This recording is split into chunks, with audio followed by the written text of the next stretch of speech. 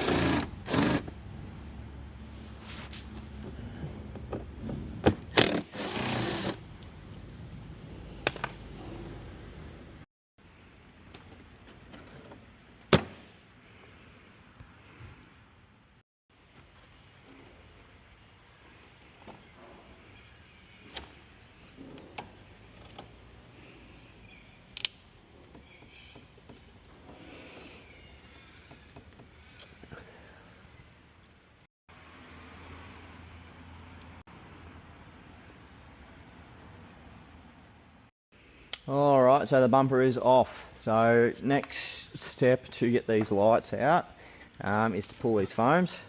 These foams, pretty much this whole section is all stuffed in here. So pretty much we're going to pull back on that. It will take a little bit of manoeuvring to get off, but there is no bolts or anything holding this on. It's just been stuck in there for a long time, so we'll rip that off. That'll give us access to the bolt under the headlight over here. Got one here, two on the top, one behind here, and then the light will come out. We just unplug it, plug the new one in, and we will run the wiring for the halos as well, so we'll get that done. As I said, these are glued on from factory, so you'll see the glue here and here. On the other side it'll be the same, so you've just got to, don't yank on it, you've just got to apply even pressure a lot of the time. So the glue section is around here, so basically if you use a tool or even a tool in behind here, that's exactly how it's going to come out. Being that this side's already out, we just give it a wiggle. You can see that it is coming. There we go. Lovely. So yeah, you've got two sections of glue on these. These are only HSV models. The other models, your General Holden, are not. They don't have this section. They'll just have a cover. Oh, well, the cover's actually here. On this side, they actually have a cover that bolts on to cover this section. So obviously on these they don't do that because the foam covers it, but that so bolt that I was talking about, we've got 1, 2, 3, 4, 5. Light comes out. We'll need a flathead screwdriver to unclip the factory wiring, and yeah, let's do it.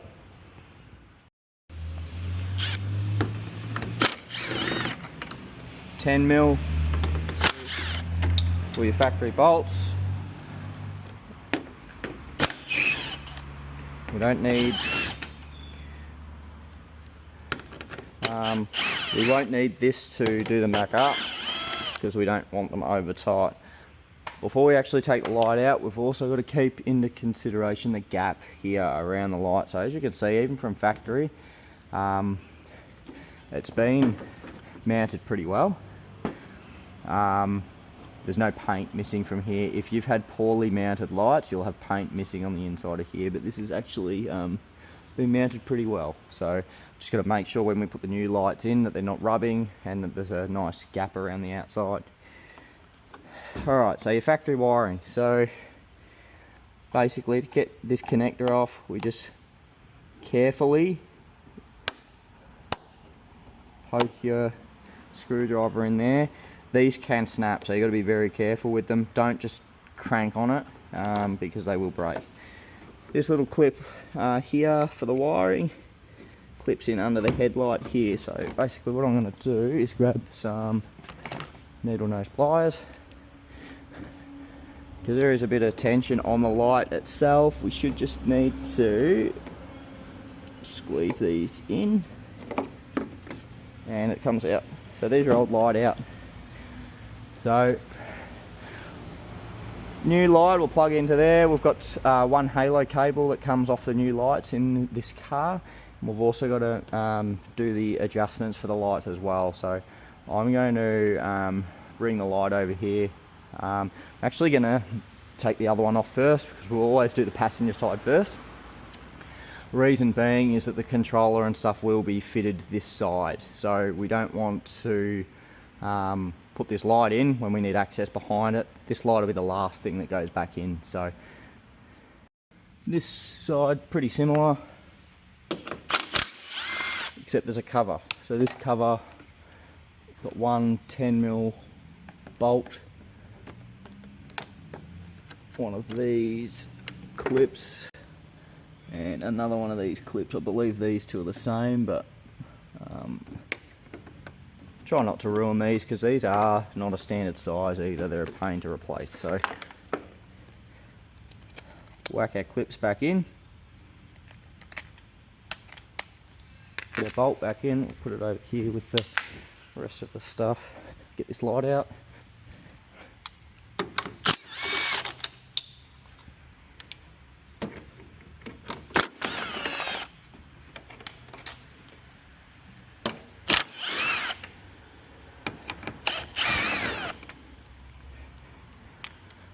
Taking into account this gap, which would normally be like that.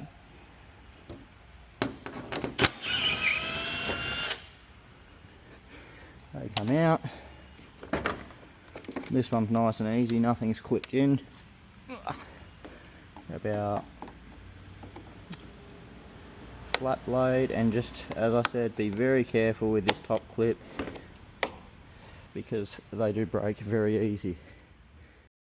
First things first, with the new light, your Halo cables will more than likely be cable tied up the top here, so you want to cut that tie, and this will reveal your Halo cable. One thing we want to do before anything else as well is, in your kit you'll receive a controller plus this extension cable. So what we need to do with this extension cable is plug this in straight away. And we also need to get a tube of dielectric grease to waterproof these fittings as well. This dielectric grease will be included in your kit, and this is designed to waterproof these connectors. These connectors, as they are now, are not waterproof. Water gets in there, corrodes the pins, and then you have Halo issues. So what we are going to do is grab our male end, undo the tube of grease, and basically we're going to fill this plug up with grease, and what I'm actually going to do is feed, so this wire will go across here, so what we're going to do is feed it through for the moment, plug our Halo cable in, and if you do that properly, you should see the grease spurt out the sides and the top. So obviously try not to get it on your hands, because it will just get on everything. That's our Halo cable for the low beam. If you were doing a quad setup, there would be two cables coming out of the light and two cables you have to run across. So what we're going to do now is address the fitment with the lights in terms of panel gaps and things like that.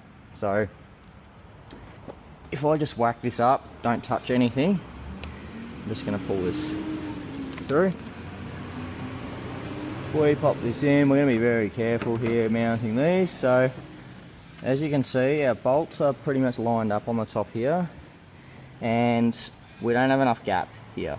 So there's a good nice gap around the top there, and when this bolt's in, these aren't actually even touching here. So what we do need to do is make an adjustment with the on the lights, and I'll show you how to do that very shortly, because realistically they should be sitting like this, should be sitting out, and yeah, you shouldn't have anything touching around here, and you should be completely seated, whereas yeah, there's a couple of mil here, and let's see on this side, that one's fine there, I believe. So what do we do to combat this? I've actually already done it to this light. These nut inserts here, here and here, these are to space your light off the bolt hole. So if there is panel gaps, or if there's not enough panel gaps, you would wind this in like I have here. If there was too much panel gap, you'll wind them out. So same with this side, that one's wound all the way in to push it away, which is generally the right spot. They don't normally come like that, they normally come half wounded. Half wound I should say. So normally wind these right in, and then you'll have plenty of gap. So what I am going to do to put this light in, click your connector on, slide our light in. 2 black bolts go in the tops, so I'll just put them in loosely for now just to hold it sort of in place.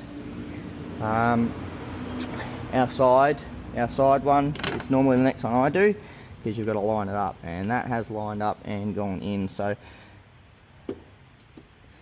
basically what we're looking at here is I do need to do a bit more of an adjustment on that. So see how we've got a nice gap around here, the gap here is actually touching, and the gap around here is touching. So what I'm actually going to do is wind this one out so that the light pushes backwards and the lens actually comes out, gives us a bit of a gap, and then that way we'll be away from here, because the last thing we want is paint coming off due to lights not sitting properly. So to adjust these, I normally use a socket, but because these are wound just about right in, there's not much meat to actually grab onto to turn them. So I'm just going to use a set of multi-grips for the moment just to turn it.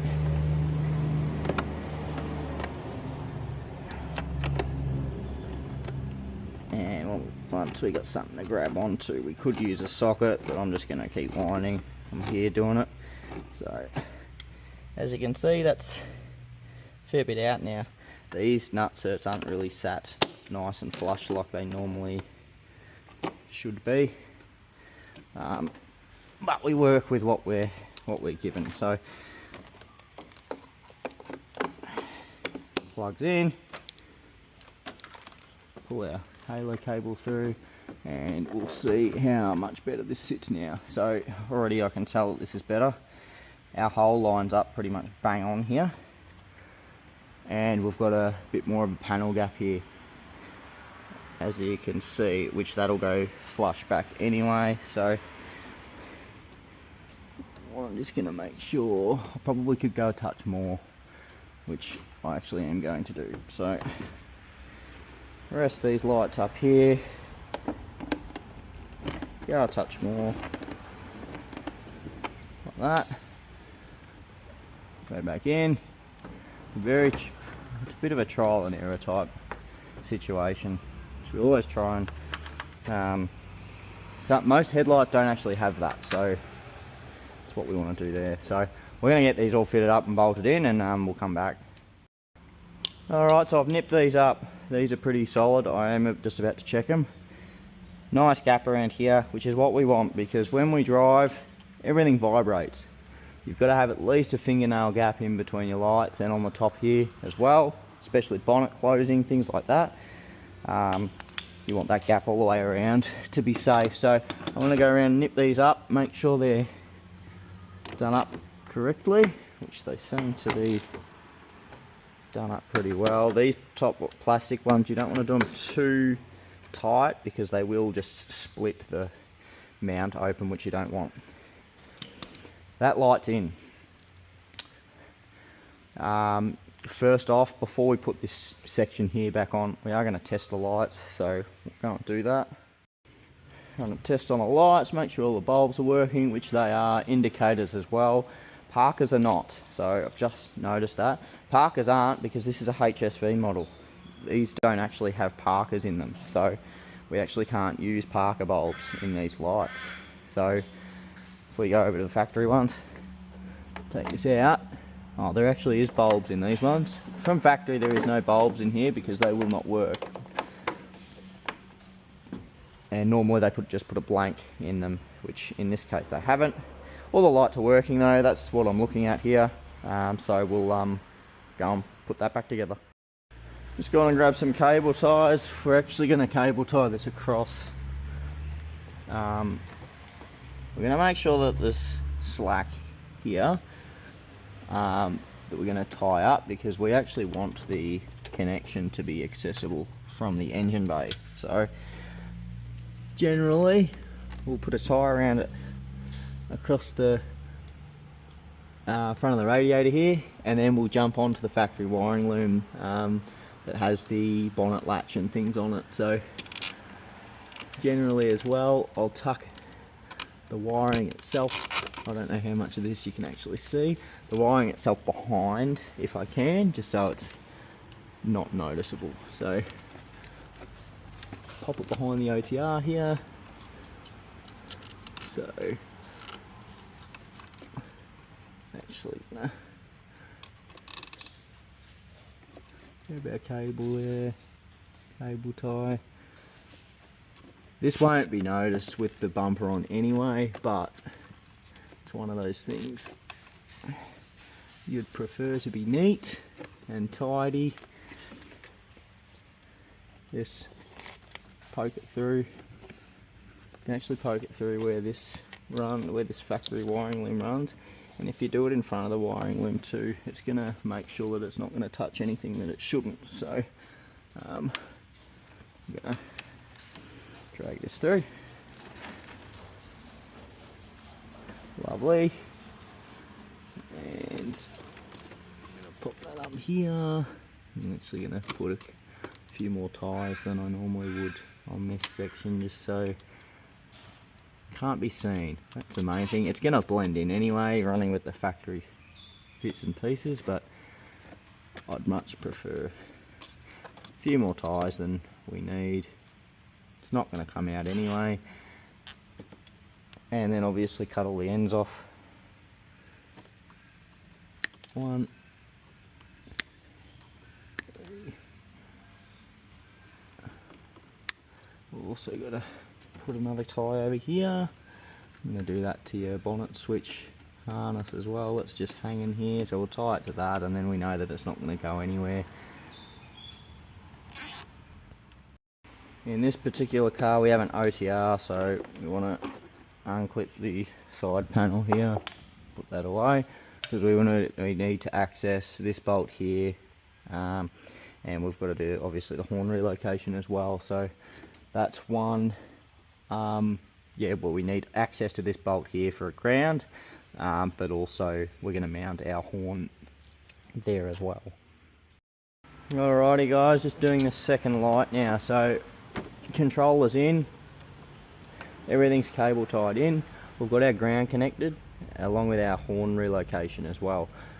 Positive, we'll go to the fuse box, so it just runs around the outside of the fuse box. We'll have to chop a little bit out of the lid to let that through, but should be fine. What we're doing now is just testing that the high beam is all good in terms of fitment and whatnot. So I'm going to waterproof our plug again. I've already waterproofed the other end of the other one. This guy will go in here like so, and that will keep any moisture from corroding those pins. Not that this location really will get moisture, but who knows. So we're just going to tuck the wiring in behind, and we'll tie it in after the light's in. Pop this back in, which is closed. Just going to support it with my leg.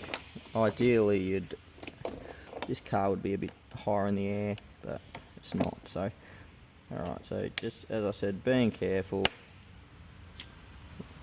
Doesn't matter if it comes all the way out. It's just the fact if it breaks. So, alright.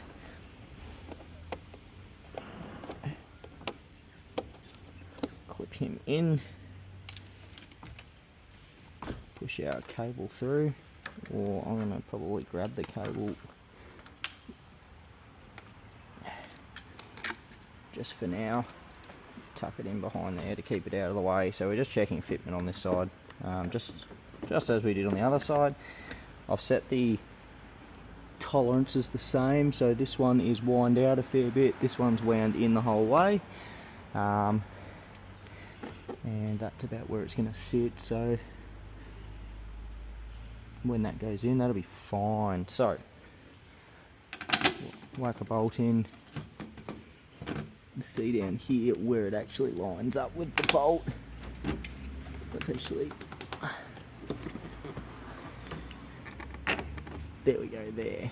So, whoops, not there. So we also need to make sure that the front of the light is behind there. So that's normally why I put my black bolts in the top. Black bolts are in the top, so that'll stay where it is. Now we just got to line up this guy somehow. So very hard to see where it's lining up. This is a bit, oh no, there we go there. So that's it there. So when this side goes in, it'll push this out, which is exactly what we want. So get this light in, we'll test everything's working, test the lights that are working in here, and then basically bumper can go back on, and we're done.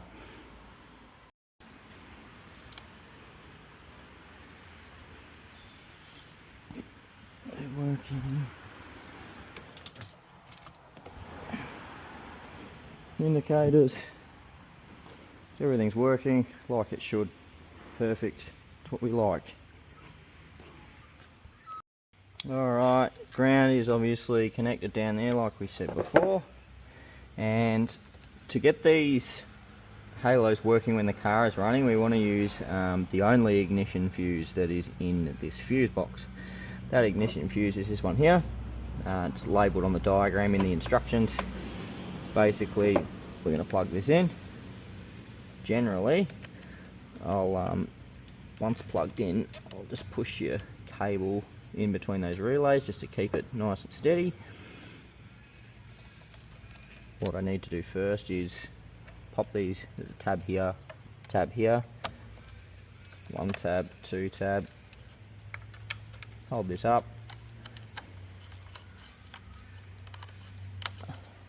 feed your cable through, pop it back down. Alright, fuse tap goes in here.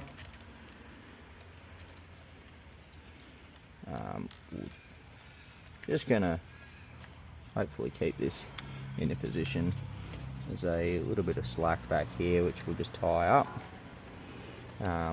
And then basically on the lid here we've just cut a half moon. So there is a little half moon cut out here just for the cable to get into the fuse box. You could join it underneath, but I'd be getting an auto electrician to do that if you can. But it's also good to be able to remove it from the ignition and put it in one of these constant slots up here if you want them running for car shows and things like that. So that's a good option as well. So I'm just going to tie that excess off with a cable tie, out here, pop it underneath, and the fuse box should cover most of that anyway. So and then basically we're gonna,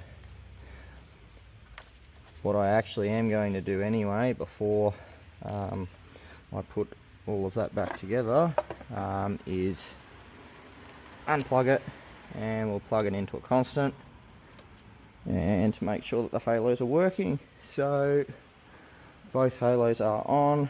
I'm going to jump into our Magic LED app,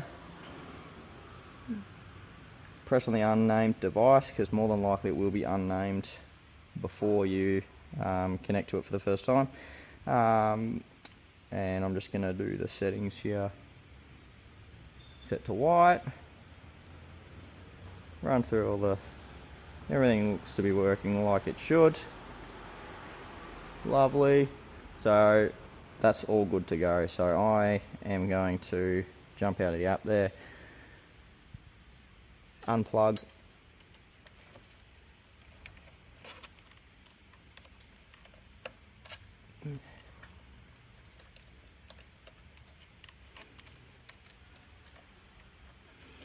pop our fuse cover back on,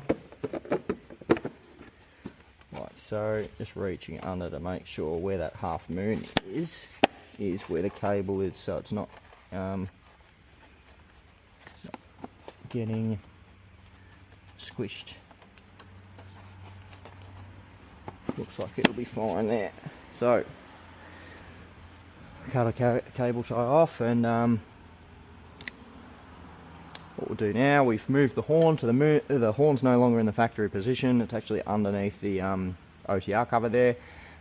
We've whacked our foam back on, so the only thing left to do is to plug the bumper back in, start the car and run the car, make sure we don't have any codes for headlights, anything like that, and then if all good we can slap it back together and we'll be all done with it. So easy done. Just a quick note, what I normally do with these plugs to get them back in, they are quite difficult to get back in, so run a bit of dielectric grease around the outside, sort of lubricates it up to be able to plug it in easily, but also will ensure that if any moisture does get in there, it's not going to affect anything. So plug this back in, and we heard the click. We can push our locking tab over, and we're good to go. So we'll start this one up, test that it doesn't come up with any errors or anything, and then whack the bar back on. Started the car up, we've got no errors for lights, all of the lights are working. Perfect, so we're good to stick the bar back on. Putting the bar back on can be a bit finicky, so obviously we've got the bumper harness plugged in there. What we need to do is basically line it up with the middle. Bumper needs basically to slot in here, around the outside here, line up with those bolt holes, but we also need to be very careful that we're not going to scratch the new headlights, because obviously if we scratch the new headlights, they're not new anymore. So basically all we're going to do is line it up there, looking at our lights here, lights good there, lights good there. Just give it a pop in like so. All our holes line up. We can clip our sides in. So these normally, this bumper's been off before, these have actually broken off. They still will hold. The customer is getting the bumper repaired anyway from a bit of other damage, so not too concerned about them. It's still going to hold the bumper on, it's still going to look nice. But basically what we need to do is push the bar in, pop it out, and pop him back in. So screw will go in there, so that's all good. So go around to this other one, same thing. I'm going to push firmly with our hand there. Also got to lift it up a touch, pop him in, pop your top clip in. You can see that that has rubbed in the previous lights, but obviously you can see the gap here. There's a nice gap under the light, so that shouldn't happen again. Pop that in. Good to go. Looks fantastic. I also didn't really run through actually taking the bar off. You probably did see a section of undoing the bolts in here. So we've got 1, 2, 3, and I did the 4th in there. Same on the other side. Turn your wheels full lock, then you have a bit more access in here. 1, 2, 3, 4th one up the top. We've got 2 push clips. Then we've got 1, 2, 3, 4, 5, 6 bolts. Top section goes in before that, and then you've got your Torx bits up the top. I think they're a T15 from memory, and then on the bottom you would have seen a screen screen of me taking them off. I think there's about 6 underneath there, so undo all them and it'll literally pop off. Alright, finished product. These look absolutely fantastic on this car. The Some Like It Hot fin just matches, makes it look very unique. And yeah, obviously we go to our Bluetooth device, which SP105E. All your standard colours. Your rainbow, but also 200 plus chasing modes for car shows and things like that.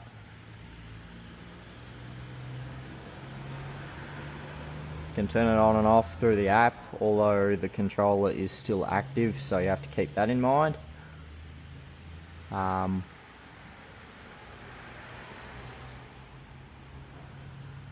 looks cool.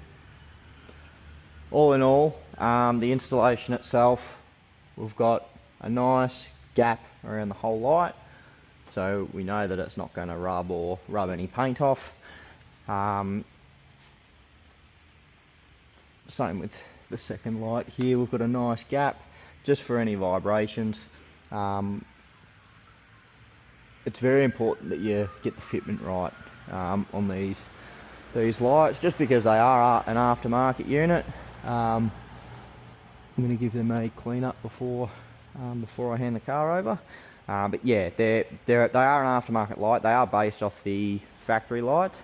But yeah, we just want to make sure that fitment is on point, because we don't want to do any damage whacking the lights in. But these turned out awesome. Very happy with how these look. I'll take a few snaps of them, and yeah, all done. If you have any questions about the installation or anything, please let me know. This setup is basically very, very similar to the quad setup, just an extra wire. But yeah, these are a great upgrade. It's essentially plug and play. There's no splicing looms or anything like that. So thanks guys, thanks for watching, and we'll catch you in the next one.